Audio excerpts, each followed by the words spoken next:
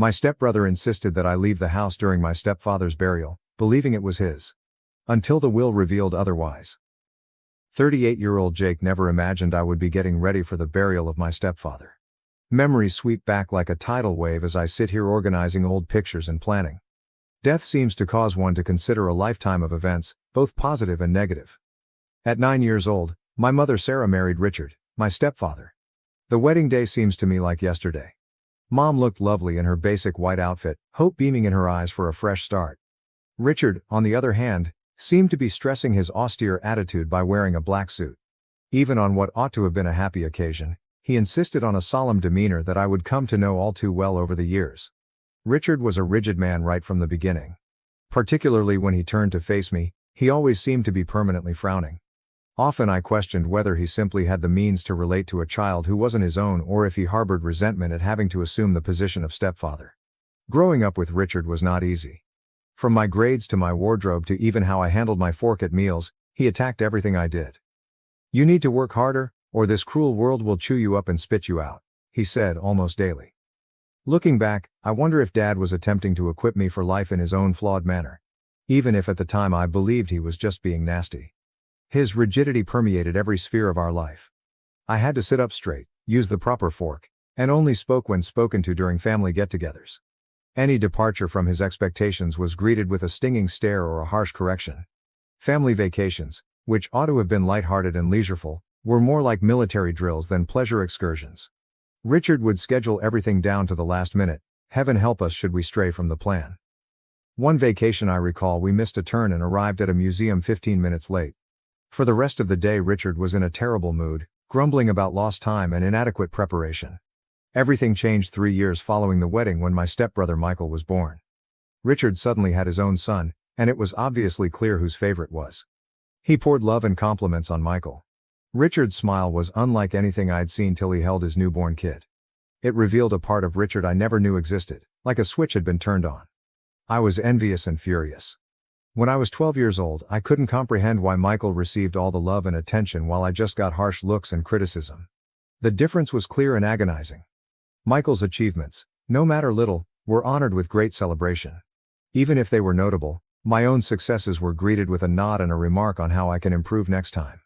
Mom would try to reassure me when I protested to her about the unfair treatment. "Richard loves you too, Jake," she would say, her eyes begging me to understand. "That's just rough love. He wants you ready for the world." Still, it didn't feel like love to me. It seemed like continual disappointment as Richard saw me always failing. Our family dynamic changed in ways I never would have predicted throughout the years. Mom became ill at 25, and we all gathered around her. Richard stayed stoic even then, but I sensed compassion when he felt nobody else was looking. When Mom thought I wasn't in the room, I would observe him softly changing her pillows or crutching her hand. It was the first time I understood that Richard's lack of affection could have been more a result of his personal constraints than of his sentiments for us.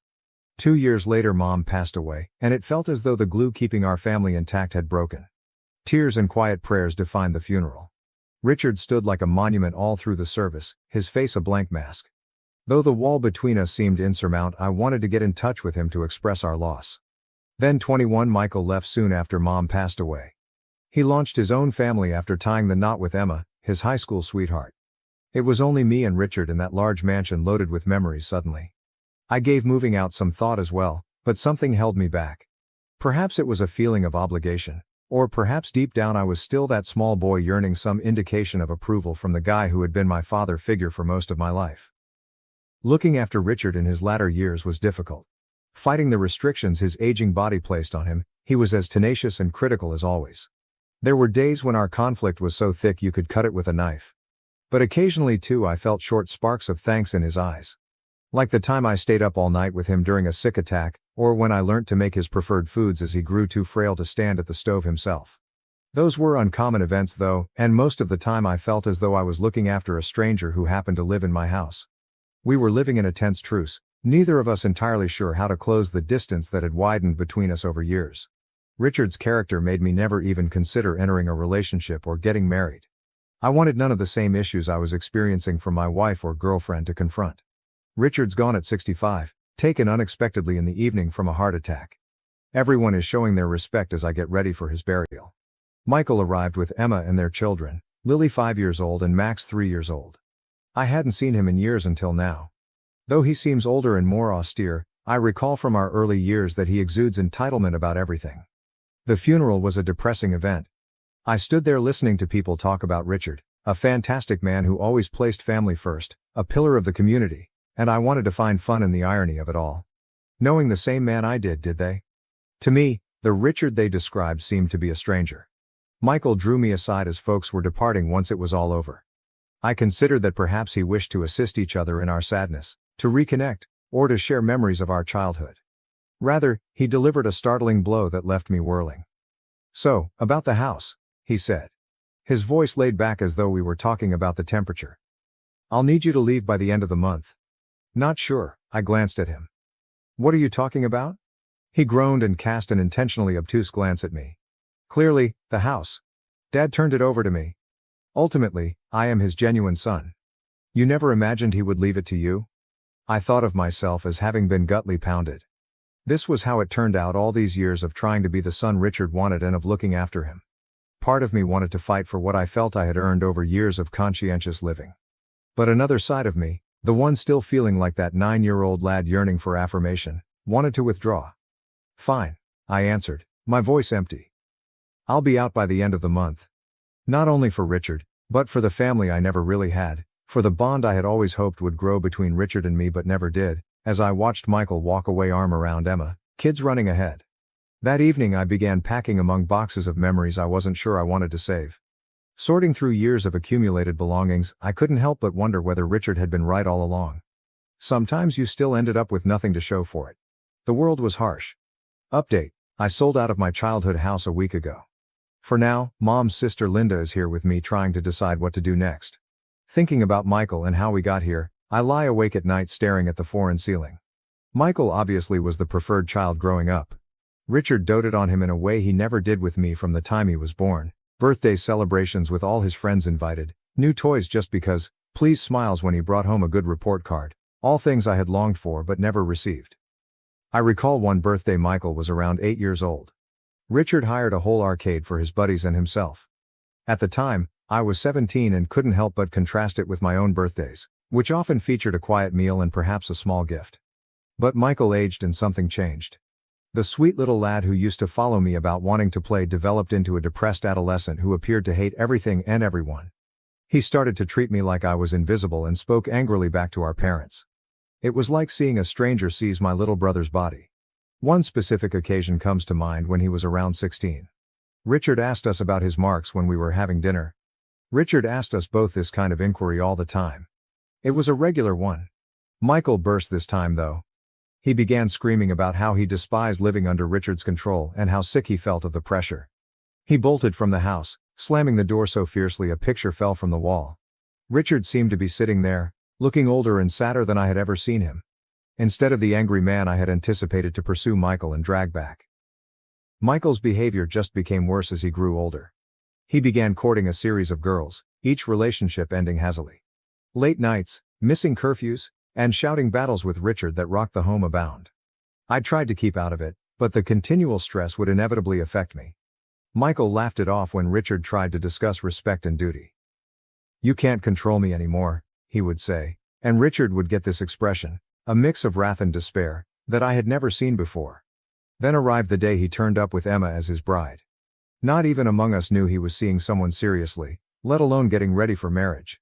Walking in with Emma, little more than a teenage herself, he said they had eloped. I shall never forget Richard's expression. For once, he was silent. Mom tried to calm things down and welcome Emma into the family, but the air was clearly charged. Richard seemed to be straining to keep his cool and to find the proper words to speak to his kid. Emma claimed she wanted to live free from family meddling, apart. Michael thus packed his luggage and left, simply as that. He pledged to visit and keep in touch, but those pledges soon dropped off the list. Weeks became months devoid of his communication. His calls were always quick and often tinged with conflict. I assumed definitely he would come back when Mom fell ill, but he did not. He asked her periodically how she was doing, but always had a reason for why he couldn't visit. Work was hectic, the kids were sick, the car was in the shop. Something was always there. Hoping it would be Michael, I recall sitting next Mom's hospital bed and seeing her eyes flash every time the phone rang. More usually than not, it wasn't. It was me who had to phone Mom to let her know she died. He sounded very offended, full of regret for not visiting more frequently.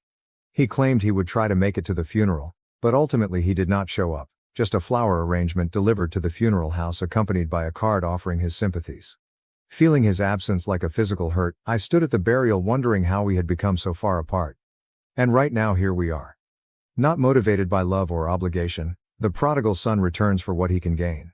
Thinking about how he swooped in and grabbed the house, acting as though he had some right to do so when he had left us years earlier, makes me enraged.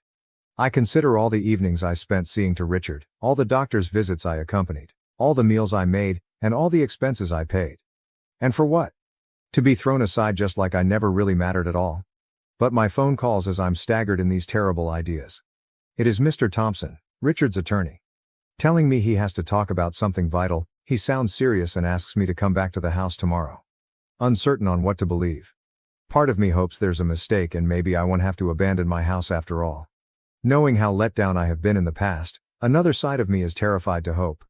I wonder what tomorrow will hold as I hang up the phone. Whatever it is, I am clear one thing. This is not going to be easy. I toss and turn the remainder of the night, my head ablaze with possibilities. Something so crucial that Mr. Thompson had to see me personally. Richard left something for me after all. Is it conceivable? Alternatively, is this only another letdown in a long run of disappointments? Feeling like a stranger, I stood before my childhood house the next day. To my astonishment, Michael's car was also in the driveway already. Breathing deeply, I entered. The familiar creak of the front door sent a pulse through me. Sitting at the dining room table, Mr. Thompson had a stack of documents before him. There were Michael and Emma as well, clearly agitated. With his demeanor unreadable, the attorney motioned for me to sit down. Seated, well aware of the tension in the room. "Thank you all for coming," he said with a firm businesslike voice. "I know this is a tough period, but there are some crucial issues about Richard's will we should talk about." Michael slanted forward, a smug grin on his face. "Let's wrap this up. I would want to start right away as I have plans for this home." Mr. Thompson cleared his throat, seeming uncomfortable. "We should really talk about that. Richard's will states that Jake has been left the house and in fact all of his possessions." The room went still for a time. I felt as though I couldn't breathe. Had I heard him precisely? After all these years of believing I was never good enough, Richard had left everything to me. The first to react was Michael. "What?" he yelled, leaping to his feet so fast his chair dropped backwards. "That's not possible. Real son of his father is me. He wouldn't hand everything to Jake." Mr. Thompson stayed cool under Michael's rage. "I'm rather worried it's rather obvious. Richard's will specifically says that Jake is to inherit all of his possessions, including the house, his savings, and his personal items." What I was hearing defied belief. It seemed illogical. Those years of criticism, of feeling as though I could never measure up, and now this. Michael was pacing now, his face flushed with rage. "This is nuts. When he composed this, he must have been insane. I'll dispute it. I'll bring this before court." Mr. Thompson gave a headshake. "That is not what I would counsel. Richard prepared this will rather carefully. He included a letter outlining his choice and had it attested and notarized. Challenging effectively would be quite difficult." Michael turned to face me, his eyes flaming with resentment. "You did this, did not you? You somehow twisted him against me." Still in disbelief personally, I raised my hands. "About any of this I knew nothing. I assumed he was forwarding everything to you." Before things could get much more heated, Mr. Thompson stepped in. "If I may, I think Richard's letter might help to clarify his choice." Pulling out an envelope, he started to read. To his sons, "Should you be reading this, I am gone. Though I hope I can clarify, I know your two may find my choice shocking. I have made lots of mistakes over my life. Among my largest was not treating both of my sons equally in terms of love. I expected too much from Jake, was too demanding, never showed enough affection. And I treated Michael too kindly. I never set appropriate limits or imparted any lessons of value. As I considered my life in my last years, I came to see something crucial.